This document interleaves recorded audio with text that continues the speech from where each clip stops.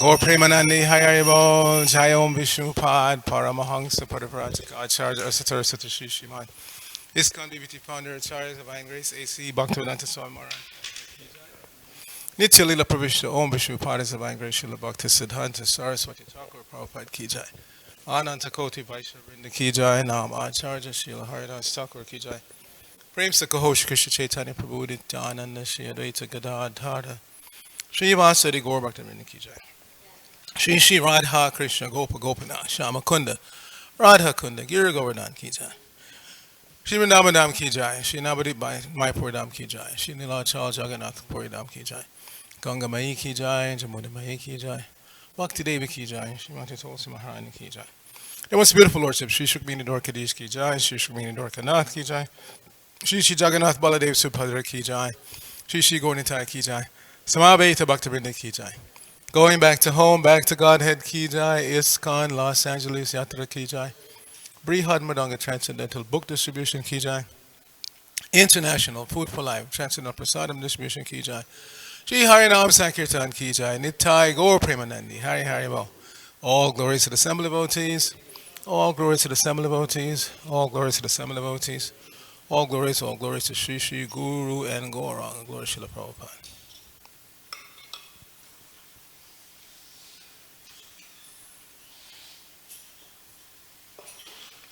So here we are in the Los Angeles branch of the International Society for Krishna Consciousness, known by the acronym ISKCON.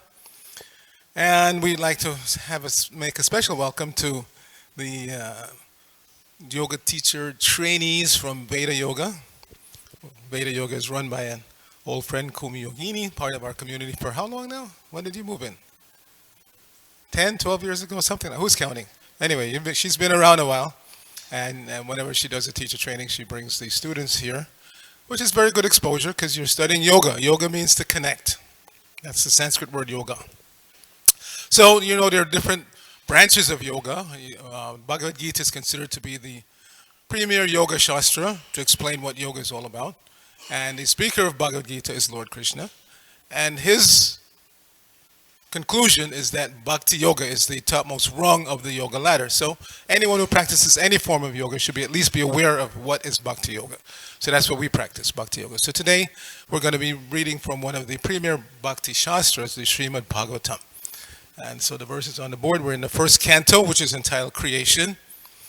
Everything that we know of in this world is created. It has a beginning, a birthday, an appearance date.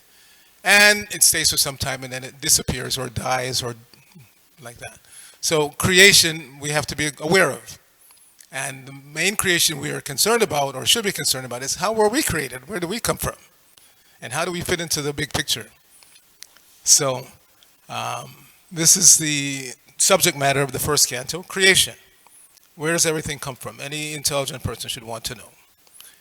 And we're in the 14th chapter, which is entitled The Disappearance of Lord Krishna. Krishna, the Supreme Lord, appeared on this planet about 5,000 years ago, and then he disappeared. Doesn't mean that he died. God never dies, neither do we, because we're like mini gods, sample gods, parts and parcels of God. So we have the same characteristics, but in minute quantity. So Krishna appears just like the sun rises. It's not that the sun had died and now it's born again. It's not a born-again sun. It's a forever sun. It's there all the time, even when you can't see it. Sometimes in the daytime it's hazy or cloudy or whatever you can, but we know the sun is out there. So like that, God is always there. Sometimes he's visible, sometimes not visible. So when he makes himself visible, that's called appearance, and when he becomes again invisible, that's disappearance. So this chapter is concerned with the disappearance of Lord Krishna, and we'll explain the significance of that. And today's text is 39. So first we repeat each word and then we'll chant responsibly the whole verse. Kachit te namayam tata prashta teja vibhasi me alabdha mano vajgyataha kim va tata Shiroshitaha Kachitte Namayang Tata Brashta teja vibhasi me. Alabdhamano bhagyata. Kim vatata chiroshitaha. Kachitte namayang tata. Brashta teja vibhasi me. Alabdhamano bhagyata. Kim vatata chiroshitaha. Kachitte namayang tata. Brashta teja vibhasi me. Alabdhamano bhagyata. Kim vatata chiroshitaha. Please chant.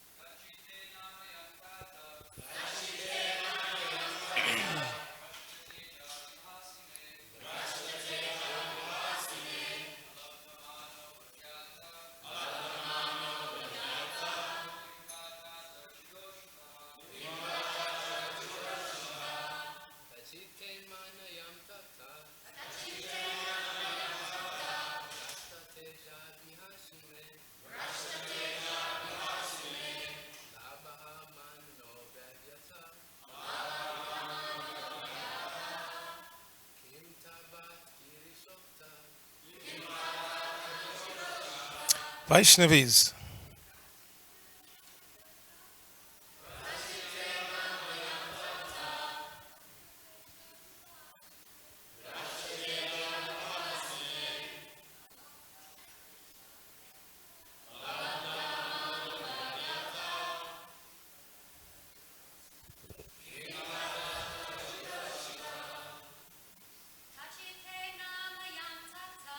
Kachite namayang tata. Prashta teja vibhasi me. Alabdhamano bhagyata. Kingvata tachiroshitaha. Anybody else would like to try? Partha? Part? No? Okay. Now we do the synonyms, word meanings. Kachit, further. Te, your. Anamayam, health is all right. Tata, my dear brother. Brashta, bereft. Tejaha, luster. Vibhasi, appear. May, to me. Alabdhamanaha, without respect. Avagyataha, neglected. Kim, whether. Va, or. Tata, my dear brother. Chiroshitaha, because of long residence. So Srila Prabhupada's translation for this verse. My dear brother Arjuna, please tell me whether your health is all right. You appear to have lost your bodily luster. Is this due to others disrespecting and neglecting you because of your long stay at Dwarka? Please repeat. My brother Arjuna, please tell me whether your health is all right. You appear to have lost your bodily luster. Is this due to others disrespecting and neglecting you because of your long stay at Dwarka?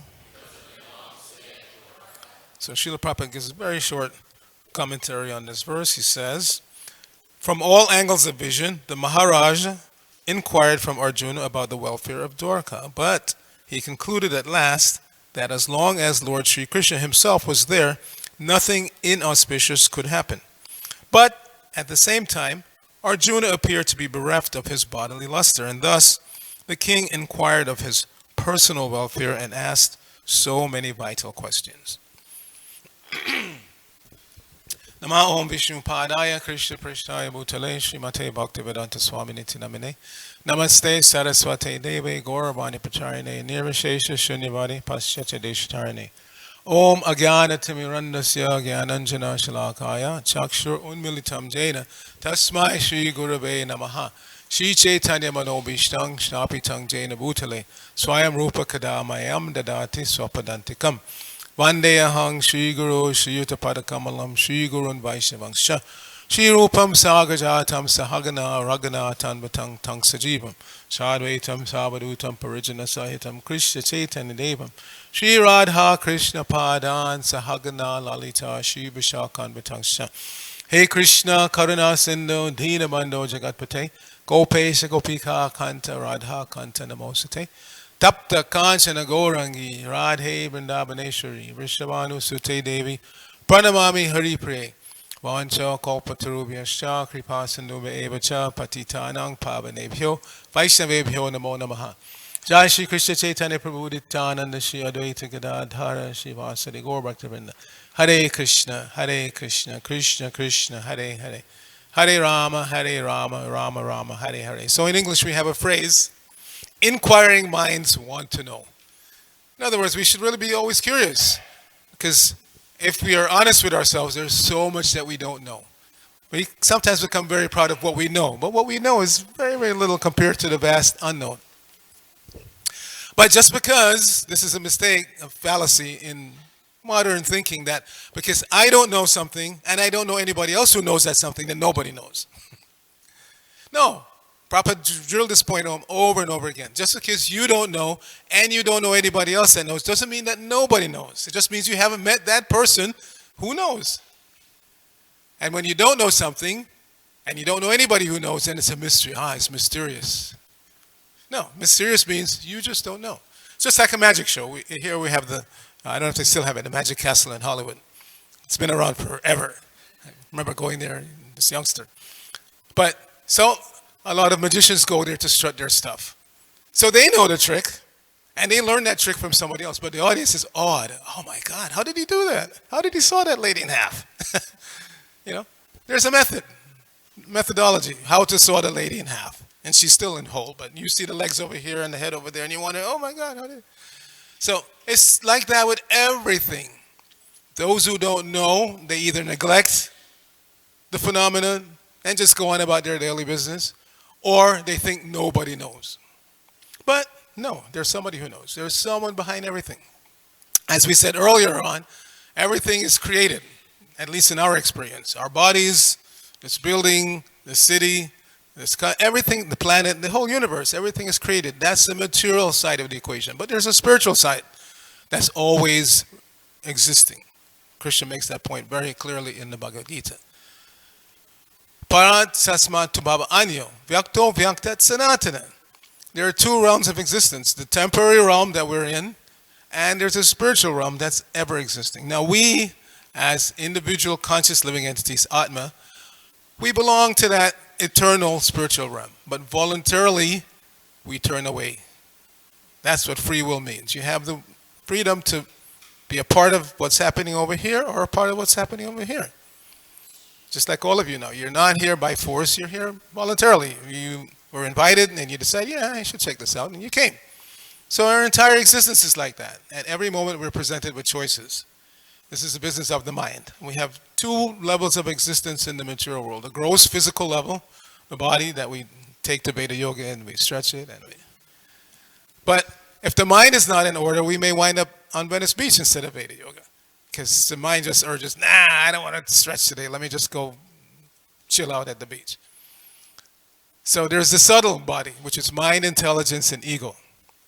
And if the subtle body is not in order, then no matter how fit the gross body is, our existence is not normal. It's not in order.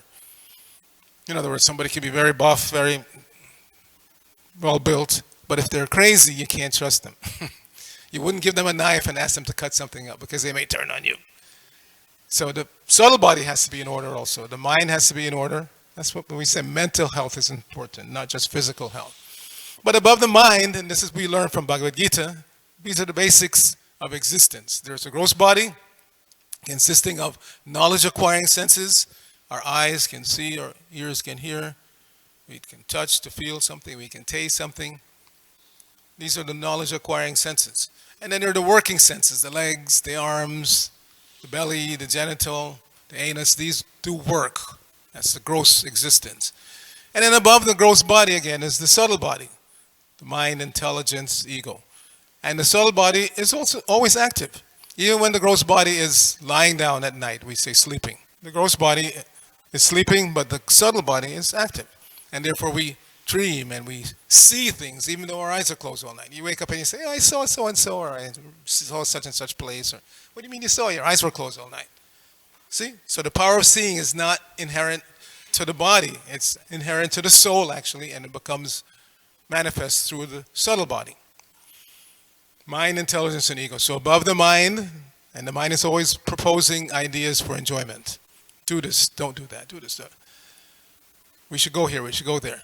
The intelligence above that, or should be above that, the business of the intelligence is to discriminate by reference of knowledge what should be done and what should not be done. So when the mind proposes something, let's go to the beach instead of Veda. You say the intelligence says, nah, I paid so much money for this course, I'm going to finish it. Let me go to Veda Yoga this morning.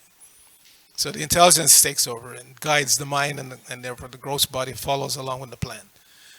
Above the intelligence is ego.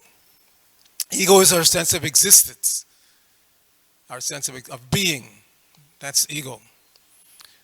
False ego, we learn from the Vedic Shastras, means when that being is focused on just myself, doing things for my pleasure.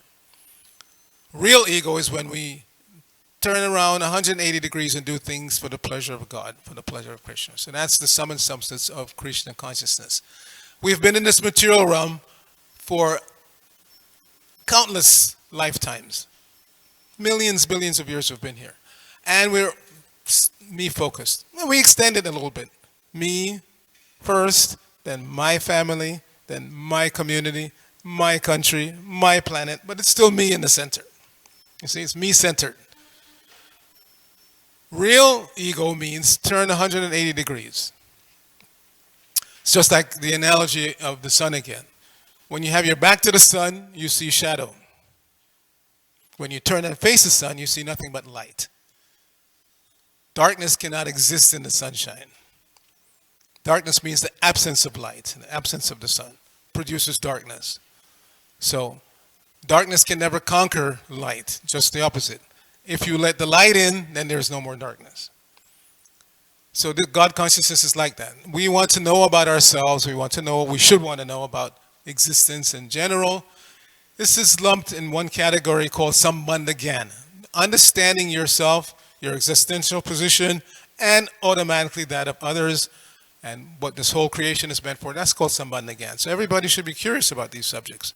If we're not, if we're simply plugged into normal existence of just rising and doing something to make money so I can eat. I always laugh when they say, formerly there used to be agrarian-based society, agrarian-based economy. Now, but no, it's still agrarian-based, because if you don't eat, you can't produce computers, you can't produce cars, you can't come up with some new .com, enterprise. So eating is still essential. But because we've handed it over to big corporations, formerly every family had their own little piece of land and they grew their own food. So it was organic and it was healthy. You knew exactly what went into it. No surprises. Nowadays you can't even trust the labels. You can't even trust the organic merchants. We have a farmer's market here in Culver City every Tuesday on Main Street. And a few years back, a few of the vendors got busted. They were just going downtown to the regular market and buying stuff and bringing it here and selling it as organic produce. They got busted. So you can't even trust. You think you're eating organic, but you're not. So we say ultimately life in this realm of existence should be simple living, means produce your own goods, be self dependent in that way, and save time for high thinking. Nowadays, what we have is complicated living, no time to think, no thinking. You stop somebody and say, "Can we?" No, no, no. I don't have any time. I don't have any time to think. Think? Oh no, I don't have time to think. I just have to run and run and run and run and make money, right? Drive for Uber or whatever you do to make money. Money is the honey. But what do you do with that money? Eat, find a nice place to sleep, $3,000 a month for a little apartment, right? Then you have to have some significant other, the mating question. And then once you get that together, then you want to defend it, either by Smith and Wesson or you learn karate or whatever. You want to defend yours. So these are the four activities that are common to everybody in the material world: eating, sleeping, mating, and defending. The animals also do it. The dogs, they get up, they want something to eat, they can sleep 22 out of 24 hours. Mating, we know the dog is so into it, they can do it anywhere, anytime. They don't care who's watching. As human beings, we can't do that. And defense, they have their teeth. So everybody's doing that. So why is it that some people think that animals don't have any soul? They're doing exactly the same things that we do. So we say it's ludicrous. Wherever there's life, the soul is present. And that soul has an inherent right to live a natural life and die a natural death. And therefore we practice vegetarianism. And because we don't want to cause any unnecessary pain. Now, this world that we're living in is constructed in such a way, and this was one of the verses that came up earlier in this section. Ahastani sahastanam, appadani chatuspadam, palguna tatra mahatam, jivo jivasya jivanam. That hasta means hand. So, ahastani, those who don't have any hands, sahastanam, they become food for those who have hands, generally speaking. Raccoons have hands, so they pick up worms and snails and small animals, whatever. We have hands, we can catch animals and like that. So, ahastani, aparani chatuspadam. Those who have no legs, pada means legs, they become food for the four-legged. But of course, these rules are not ironclad. Snakes don't have any hands or legs, so to speak, but they catch four-legged animals and eat them. So, the next line says, Palguna tatra mahatam jivo jivasya jivanam. The general rule is that one living being becomes food for another.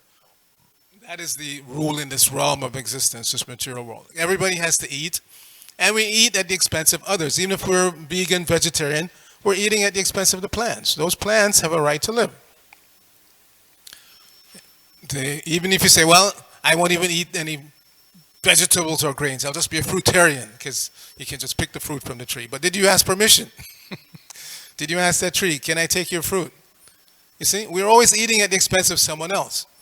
So we're not just vegetarians. We are Krishnatarians because no matter how careful you are, there's some pain involved in collecting your food. When the farmer grows the grains and grinds it up, inevitably some little insects die in that process. You cannot avoid it. So even if you're pure vegetarian, vegan, some pain has been caused to someone along the line of collecting that food. And that pain has to be paid back. That's what karma is. Whatever you do, good or bad, is going to produce some reaction, positive or negative, for you to enjoy or suffer in the future. So to alleviate ourselves of that, any negative karma, we have to offer our food in sacrifice. Krishna mentions in the 3rd chapter of the Bhagavad Gita that yagya shishtashanakshanta muchante sarvakilvashaya punjate te tagam papam ye pachancha makaranat. That the devotees of the Lord, and we're trying all here to become devotees of Krishna, they're relieved from any sinful reaction because they offer their food in sacrifice before they eat. Those who are eating only for the satisfaction of their tongue barely eat only sin. So this is very important because eating we have to do every single day. And if every day we're ingesting actually not just nutrition but sinful reactions, then it has to be paid back sometime. We have individual karma and there's collective karma. And therefore we see sometimes, it seems out of the blue, some terrible incident happens. Some earthquake, some tsunami, something, and a whole bunch of people get wiped out at once. That's collective karma. It's not by accident that those particular people were in that particular spot at that time. There's no accident. Everything is being directed on a grand scale.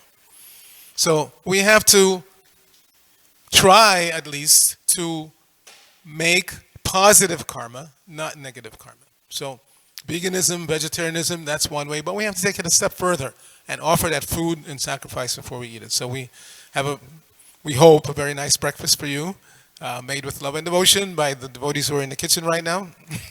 And right after class, we'll partake of that. And so we are called worldwide the kitchen religion because we very much stress this point of eating sanctified food, food that has been offered to Krishna. And that food is good for the body, it's good for the soul. See, it nourishes not just the body, but the soul. Another way the soul is nourished is by this hearing process. Bhakti Yoga consists of 9 different angas or limbs. In other words, things that one can practice on a daily basis for spiritual elevation. So it begins with Shravanam Kirtanam, hearing this philosophy of Krishna consciousness, this yoga philosophy, and repeating it. There are many, many mantras, just like we chanted one, that's a mantra. But the main mantra that's recommended for chanting in this age for spiritual progress is the Hare Krishna Maha Mantra. You can probably see from where you're sitting. So there are 3 words in the mantra. The first one is Hare, everybody. Hare refers to the feminine aspect of the Absolute. The Absolute Truth, the source of everything, is ultimately worshipped by those on the bhakti path as the divine couple Radha and Krishna. You see the middle altar. That's Radha and Krishna in this particular manifestation. They're known as Rukmini Dwarkadish. So we worship the divine couple. So Hare refers to that feminine aspect of the Absolute. And Krishna, everybody say? Krishna is a name of God, which means he's the all-attractive person. Every one of us thinks that we're attractive in some way, shape, or form. Either by our physical beauty or our intelligence or how much money I have in the bank or how strong I am or like that. We have some aspects of our being that we think is attractive to others. But Krishna has all of those features. Whatever we think is attractive about ourselves, our appearance, Krishna is the most beautiful. Our strength, Krishna is the strongest. Our wealth, Krishna owns everything. We're temporary stewards over a little bit of wealth and we become very proud. I have $100,000 in the bank. Wouldn't be impressive to Warren Buffett. He's got billions in the bank. And similarly, his billions are not impressive to Krishna because everything belongs to Krishna. So appearance, money, strength, intelligence, knowledge, Krishna again. Anything that we look at in this world that's attractive, Krishna has it in unlimited quantity. Therefore, he's known as Krishna, the all-attractive person. And then the third word, Rama, everybody say? Rama means the ultimate, absolute source of pleasure. And this is what motivates us, ultimately, is we want to be in a pleasurable situation all the time. We want to be in a happy situation all the time. And this material world that we're living in is constructed where that is not possible. No matter how hard we try, there are miseries that are inflicted upon us. No matter how good a guy you are, how good a girl you are, still negative aspects come around. So that's just the way this material world is constructed. The material world is a temporary reflection of the spiritual reality. And unfortunately, when we're in material consciousness, we chase after the reflection instead of turning back to the reality. We cannot find enjoyment in a reflection of a person. If a beautiful girl, handsome guy is standing in front of a mirror and you see the reflection and you are infatuated with that reflection, you can't get any pleasure out of that association with the reflection. You have to turn to the real person. So the entire material existence is like that. It's like a reflection of the spiritual reality. Here, things are not what they seem to be. This is what illusion means. When you think something is what it's not, that is what the definition of illusion. The classic illusion in Vedic philosophy is to mistake a rope for a snake or a snake for a rope. If you're in the Santa Monica Mountains, I used to hike a lot. Now I'm getting on in years, I don't hike so much, but I used to go out miles and miles, hike for 5-6 hours at a time. And almost every time I would go hiking in the Santa Monica, I would come across rattlesnakes, sometimes really close, almost stepping on one like that, or have them cross the path right in front of me. So if you mistake A snake for a rope. You think, oh, there's a rope. I could use that. And you reach over, but it's a snake. That's a deadly mistake. If you mistake a rope for a snake, it's dark and you see the rope coiled up in the bush. That's just embarrassing. But if you mistake a snake for a rope, you could die. So, because we keep mistaking this material world for a place of happiness, we have to go through samsara, cycle of birth and death. We chase after the illusion of happiness here, and then we die, and then we take birth again. Because we're eternal beings. We don't actually die. The body dies. The body transforms. It's born small, tiny, helpless, and then gradually transforms into a functioning adult, and then stays around long enough, again it becomes helpless, old age, and then you die. But the body dies, not the person. And then you get another body depending on your karma, what you've done in this life. So Bhakti Yoga means being trained how to take whatever material assets we have in terms of beauty, knowledge, wealth, strength, fame, whatever assets we have can be used in our bhakti process for worshiping and propitiating, satisfying the Supreme Lord. So you'll see we have three altars here. On the left altar is Gaur Nitai. Nitai on the left, Gaura on the right. Gaura means Lord Chaitanya, who is actually Krishna himself. He appeared on this planet a little more than 500 years ago to teach us this bhakti process in a very simplified form. Because in this age that we're living in, Kali Yuga, we don't live very long. We're not as smart as people from other ages. For instance, in other ages, everybody was Shrutidhar. Shrutidhar means a person who they hear something once and they remember their whole life. There was no necessity of writing things down because everybody was that sharp. So the guru would assemble the disciples, would speak this knowledge that we're trying to study here in the form of Srimad Bhagavatam. He would speak that knowledge, and the disciples would hear once and remember for life. They didn't have to be prompted. Nowadays, we have books, we have our eye thingies, we have so much knowledge at hand, but we can't remember anything. I don't know about you, but I studied engineering, and you study and you think I know it, and then the day of the test comes in, you go,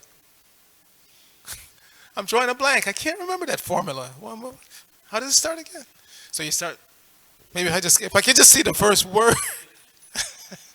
It's like that. We're so tiny intellectually, but still everybody's puffed up and everybody wants to tell everybody else what to do and what to think, and ludicrous. So in this age, because we're not so sharp and we don't live so long, the process of yoga, bhakti yoga, which is the topmost process, has been made very simple. Just hear these bhakti shastras like Srimad Bhagavatam, Bhagavad Gita, think about what you hear, and ultimately just chant in the Hare Krishna mantra, because these three words put together in the Hare Krishna mantra, they have the potency to destroy all the miseries that we experience in this material world. Kali kalmashinashanam, it's stated. Iti shodashaka namnam kali kalmashinashanam. This chanting of the Hare Krishna mantra, man means mind, and tra comes from the verb triate, which means to destroy or control. So one can control one's mind and destroy all the miseries that are manifest in this material world simply by chanting this mantra. And you participated earlier. You chant congregationally, that's called kirtan. And kirtan is so nice. You just dance and chant and forget who you are, or who you think you are. You see, we think we are whatever we see in the mirror and whatever experiences we have had so far. But at night, when we lay down, we are thinking something else. I'm a king, I'm a bird, I'm a whatever. And then the alarm goes off and you remember, no, I'm Kumi Yogini, I have to go to Veda Yoga and open up so all the students can come. So night dream, daydream. The actual reality is that Kumi and I and all of us, we're Krishna's eternal servants. That's what we really are. But we assume these other identities based on what we see in the mirror or based on our birth. Like recently I was contacted by an old friend from New York. She has two daughters, one of whom is going to school in NOLA, New Orleans, Louisiana. And so she contacted me to say that her daughter, the one that's going to school in New Orleans, is in LA for the weekend. I said, oh, why? She said, oh, she's, spring break, she's visiting with her boyfriend. So I asked, I said, is the boyfriend mom approved? And she said, yeah, he's a nice guy, but his parents don't approve because he's a devout Muslim. You see? He's a devout Muslim and they don't want him going out with some ordinary American girl who is not faithful to Allah. You see? So we make these divisions in every sphere of life. In politics, Democrat or Republican. You see? In sports, even in spirituality. Which camp do you belong to? You see? The Muslim camp, the Christian camp, the Hindu camp. Which camp are you in? We always want a label. Because when we know the label, and I know what you are and what you believe in and what you think, then I can, deal with you accordingly. But ultimately, we have nothing to do with this. God is not a Christian or a Muslim or a Jew or a Hindu. God is God, the source of everything and everyone. And similarly, we are not Hindu or Muslim or Jew or Christian. We're simply servants of God. And when we revive that consciousness, then we can get along like anything, easily. But as long as we keep labeling and letting the label affect our consciousness, then we, immediately, he's a devout Muslim. I don't like him. You haven't even met the guy, you see? You haven't given him a chance. But just by the label, devout Muslim, oh. So we need to get over that. This is what yoga is meant for. Yoga is meant to connect our individual consciousness with the supreme consciousness without any labels, without anything getting in between. Just connect yourself to God, to Krishna, through this bhakti yoga process. And all of the yogas are ultimately meant for that. The beginning is the hatha yoga, asana, pranayama. Why? To control, to take charge. Instead of just running around and doing things monkey-like, jumping. Sit down. Take control of your body, of your mind. That's what asana and pranayama is meant for. And then when one has mastered that, then one can go on a little further. Dhyana. You can start to use your intelligence to understand existence and what am I supposed to do with my life. So, but ultimately all yogas lead to this topmost yoga, bhakti yoga, for surrendering to and worshiping God. And this is our natural position. And therefore when we come to that position, we feel happy. The analogy is like a child who's crying like anything and everybody's trying to pacify the child. Can't do it. But as soon as the child comes to the mother, just feels, no, this is my mom, I'm safe, I'm secure. Stops crying. So we're like that. We're all chasing after happiness in this world in the form of money and sex and power and this and that, and not finding any satisfaction. Like the former popular group used to say, I can get no satisfaction. That's a fact. There is no satisfaction in this material world. That's just the way it's designed. But because we're rebellious, the soul in the conditioned consciousness is rebellious, we want to prove God wrong. God says in the Bhagavad Gita, Krishna says, this place is temporary and it's full of misery. Don't try to be happy here. Come back to me. But we say, no, I'm going to prove you wrong. I'm going to get the right job and the right apartment and the right partner and everything right, and everything will be all right. Okay, you think so for some time. But then death comes and breaks it all up. Or it's broken up way before that. Most people experience that, right? I used to love her, but it's all over now. But that's not real love. Real love is eternal. Once you find that real connection, that's eternal. There is no all over now. It just gets better and better and better, deeper and deeper, sweeter and sweeter. That's bhakti. So we really invite you to investigate this bhakti process along with whatever other form of yoga you're practicing. And the easiest way to do that is to read the books, associate with devotees who are already practicing. This temple community has been here since 1970. It's open to everyone. Everyone is welcome from 4:30 in the morning to 8:30 at night. It's open. Our restaurant is there. You're going to experience some of our food shortly. And take advantage of the entire thing. That's what Prabhupada started it for. He worked so hard, came over from India at the ripe age of 70 in 1965, and worked hard to establish his International Society for Krishna Consciousness, not for his own aggrandizement, but because he knows, being a pure devotee of Krishna, that if you come in contact with Krishna, you will be happy in any way, shape, or form. By chanting, by dancing, by eating, by hearing philosophy, any way you come in contact with Krishna, your happiness will increase. So we will stop here and ask if there are any questions or comments, especially from our guests, our yogis and yoginis visiting from Veda Yoga. If there's anything that I've said that's not clear or you would like some further clarification, just ask. And if you're too shy, we'll have informal discussion at breakfast. Anybody else have any questions? Yes. Gauranga Prema Prabhu. Thank you very much for the wonderful class, Prabhu. So you were mentioning that tsunamis and earthquake, they are because of collective karmic reaction. What about the 911 incident? Hmm? What about 911 incident? Yeah, see, karma is very, very complicated. It's not so easy to understand. It's not easy to understand when something is a continuation of a previous karmic chain or the beginning of a new chain. You see? Like when you step on an ant, does it mean that in a previous life that ant was a human and stepped on you? It could be, or this could be the beginning of a new karmic chain. Now that you've stepped on that ant and prematurely ended its life, now he has the right in the future to kill you. You see?